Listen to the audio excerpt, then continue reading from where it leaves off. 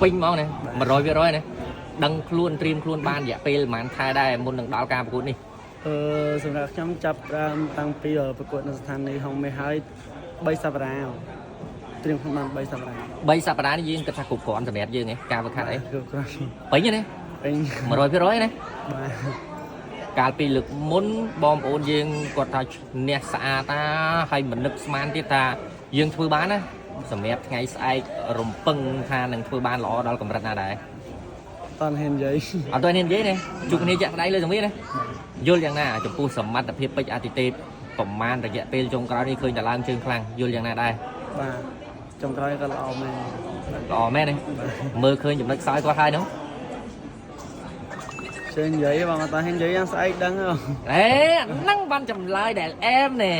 ស្អែកយើងចាំប្រាប់ពីចំណុចខ្សោយតែពេជ្រអាទិទេពមានអីខ្លះនៅលើសង្វៀនទេហ្នឹងបានគេហៅថាចម្លើយដែលខ្ញុំចង់បាននេះហើយគេហៅថា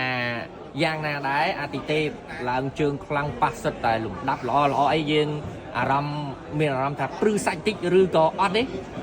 មិននេះធម្មតាណែចិត្តជាអ្នកប្រយុទ្ធក៏គេហៅថាមិនខ្លាចដៃគូប្រកួតទេមានពាក្យពេចន៍អ្វីសម្រាប់ផ្ដាំផ្ញើដល់បងប្អូនយើង fan ហាន់2សម្រាប់ថ្ងៃស្អែកពីព្រោះថ្ងៃស្អែកនេះគឺជាថ្ងៃមួយជាពេលវេលាមួយដែលបងប្អូនយើង fan គាត់ដាក់ក្តីរំពឹងដាក់ក្តីស្រឡាញ់ទៅកាន់ហាន់2ច្រើនណាតាមបណ្ដាញសង្គម Facebook ខ្ញុំបាទហាន់2ផ្ដាំផ្ញើទៅបងប្អូនថាស្អែកខ្ញុំធ្វើអស់ពីសមត្ថភាពមិនថាការប្រកួតឈ្នះឬក៏ចាញ់ខ្ញុំធ្វើអស់ពីសមត្ថភាពធ្វើអស់ពីសមត្ថភាពណាហើយថ្ងៃស្អែកបងប្អូនយើងទាំងអស់គ្នាចាប់ពីម៉ោង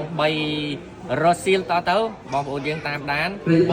អង្គមាសបាទអរគុណហាន់2បងប្អូនឈ្នះសម្រាប់ថ្ងៃស្អែក